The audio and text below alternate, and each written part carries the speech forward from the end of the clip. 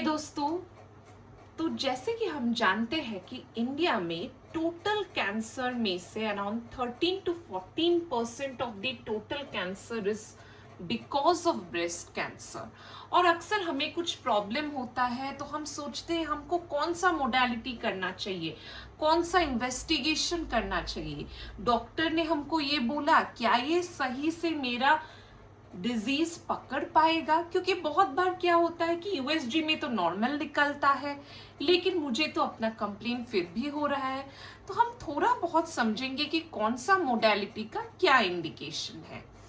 तो कोई भी अगर आपको ब्रेस्ट प्रॉब्लम है तो वो कुछ उसके चीफ कंप्लेंट्स इस तरीके से हो सकते हैं कि या तो आपको पेन है, या फिर डिस्चार्ज है, या फिर लंप है, माने कि कहीं पे गांठ बन रहा है, या फिर एक्सिलरी लिम्फ नोड, यानी कि आपके एक्सिलरी रीजन में जो आपके एक्सिला है तो वहां पे आपको छोटे छोटे से गांठ दिख रहे हैं, या फिर स्किन चेंजेस, जो ब्रेस्ट के ऊपर स्किन है वो या तो थिकेंड यानी कि मोटा हो चुका है, या इतना एक्सकोरिएट हो चुका है कि उससे ब्लड निकल रहा है, या फिर आपके पास इन्वर्टेड निपल है। ये सब चीफ कंप्लेंट्स है। लेकिन ज्यादातर हम देखते हैं कि पेन, डिस्चार्ज और लंप ही चीफ कंप्लेंट्स होते हैं। तो अब तक आते आते हम सबको पता है कि ट्रिपल असेसमेंट क्या है, जहां आप क्लिनिकली एग्जामिन करते हो, कोई लंप है, आप इमेजिंग माने कि अल्ट्रासाउंड, मैमोग्राफी करते हो, और पैथोलॉजी माने बायोप्सी करते हो। लेकिन मुझे आपसे आज उस एग्जामिनेशन के बारे में बात करना है जो कि आप अपने एज ग्रुप के हिसाब से करोगे। सो आइडियली अगर आपकी उम्र 30 से कम है, सो बिलो 30 इयर्स पेशेंट्स के लिए अल्ट्रासाउंड एडवाइजेबल है किसी भी कंप्लेंट के लिए। 30 to 39 इयर्स अल्ट्रासाउंड करो, अगर कुछ निकलता है तो मैमोग्राफी करो। अबव 40 इयर्स एंड अबव, उसके लिए मैमोग्राफी ही करते हैं, और उसके बाद targeted USG. So these are the standard guidelines. अभी आप पूछोगे कि लेस देन 30 इयर्स के लिए मैमोग्राम क्यों नहीं करते हैं? मैमोग्राम कर सकते हैं, लेकिन for less than 30 years who is yet to plan her family, तो मैमोग्राम हम जानते हैं कि उसमें रेडिएशन रिस्क रहता है, लेकिन यूएसजी तो रेडिएशन फ्री है। Plus less than 30 years breast are usually dense, so ये बोला जाता है कि यूएसजी बेटर मोडालिटी है।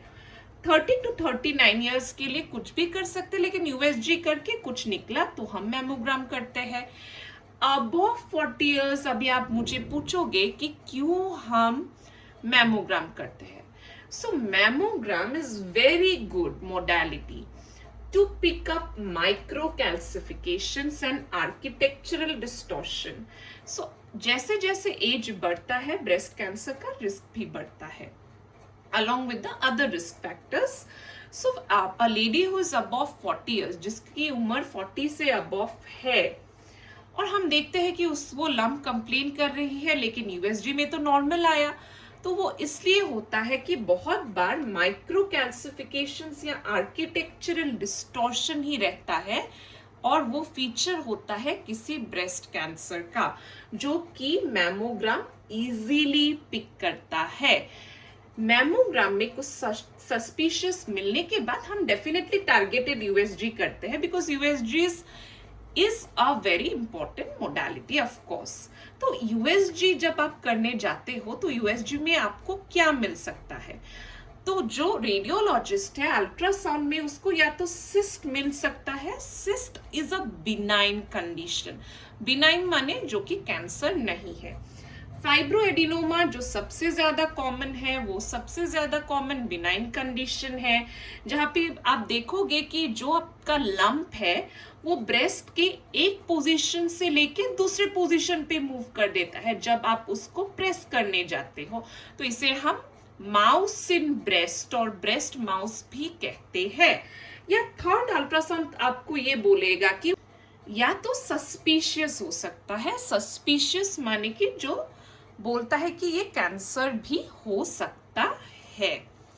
तो अगर मैं सिम्टम वाइज जाऊं तो according to the symptoms, pain, कोई पेशेंट पेन लेके आता है जो यंग पेशेंट है, क्लिनिकली हमने उसको देखा तो क्लिनिकली नॉर्मल लगा, कोई लंप नहीं है, तो हम उसको मेडिसिन देख के जाने भी बोल सकते हैं। लेकिन if she comes with persistent pain कि मेडिसिन लेने के बावजूद मेरा पेन कम नहीं हुआ, तो again the same thing, less than 30 years USG कर सकते हैं, above 40 years mammo plus minus USG कर सकते हैं।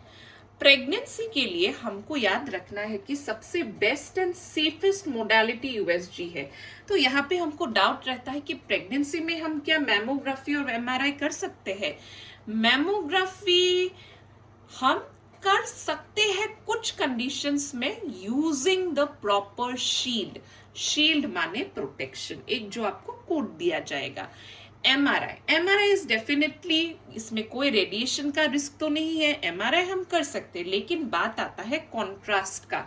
जो कॉन्ट्रास्ट यूज करते हैं एमआरआई में उसका नाम है गैडोलिनियम। हम यूजुअली प्रेफर नहीं करते हैं गैडोलिनियम देना, लेकिन रिस्क वर्सेस बेनिफिट रेशियो देख के कभी कभी दिया जा सकता है आफ्टर प्रॉपर कंसल्टेशन। सो हमारा जो स्क्रीनिंग मैमोग्राम है वो शुरू होता है above the age of 40 years. So 40 years से हम ईयरली या 1 to 2 ईयरली के इंटरवल में हम स्क्रीनिंग मैमोग्राम कर सकते हैं। हाई रिस्क पेशेंट्स कौन से हैं? सो हाई रिस्क पेशेंट्स है जिसके पास ब्रैका या BRCA1 and 2 म्यूटेशन है, फैमिली हिस्ट्री पॉजिटिव है, जिसके घर में किसी को ब्रेस्ट कैंसर है, या हिस्ट्री ऑफ चेस्ट रेडिएशन, जिसने कभी भी रेडिएशन अपने चेस्ट में लिया है। आप सोचोगे कि आपको बायोप्सी कब करना है। सो आपके रिपोर्ट में यूजुअली बायरैट्स दिया रहेगा, आप मैमोग्राम करो चाहे यूएसजी करो, तो बायरैट्स 4 या 5 कैटेगरी में ही हम HP माने बायोप्सी करते हैं।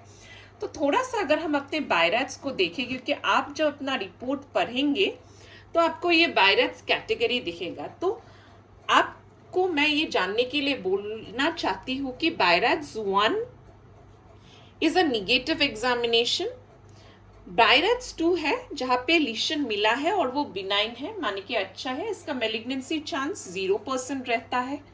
बायरैट्स 3 जो प्रोबेबली बिनाइन है, इसका भी मेलिग्नेंसी चांस बहुत कम रहता है, लेस देन 2% रहता है। बायरैट्स 4 में 4ABC है यूजुअली, बट हमको ये जानना चाहिए कि ये सस्पिशियस है, ये कुछ भी निकल सकता है, ये कैंसर भी निकल सकता है, नहीं भी निकल सकता। 5 जो है वो थोड़ा ज्यादा कैंसर की तरफ इशारा करता है, और 6 है जहां पे मुझे बायोप्सी प्रूवन केसेस है मेलिग्नेंसी का। सो इन दोनों कंडीशंस में 4 और 5 में जहां मुझे मेलिग्नेंसी तो लग रहा है लेकिन मैं कंफर्म नहीं हूँ, इन दोनों कंडीशंस में हम बायोप्सी करेंगे। सो आपको कोई भी कंप्लेन है, रेड फ्लैग्स याद करिए। स्किन चेंजेस, स्किन में कोई भी चेंज है आपको, जैसे कि skin thickening, excoriation, orange discolouration. Number 2 lymph node, छोटा छोटा आपको नोड्स मिल रहा है, या फिर एनलार्जिंग लीशन, साइज लीशन का जो लंप है माने कि वो बढ़ रहा है, और आपके पास फैमिली हिस्ट्री भी है, आपको या तो ब्लडी डिस्चार्ज है। सो ये कुछ रेड फ्लैग्स है। मतलब ये रेड फ्लैग्स जो है ये हमेशा ऐसा नहीं होता कि मेलिग्नेंसी के साथ एसोसिएटेड ही हो, कभी कभी कुछ और कंडीशंस में भी हमको रेड फ्लैग्स मिल सकते हैं, लेकिन ये अगर मिले तो सावधानी जरूरी है। सो आज मैंने ब्रेस्ट एग्जामिनेशन, ब्रेस्ट सिम्टम्स, कौन सा मोडालिटी आपको करना चाहिए, क्या है बायरैट्स, इनके बारे में शॉर्ट में डिस्क्राइब किया है। होप ये कभी ना कभी कहीं ना कहीं आपको काम आए। Thank you everyone.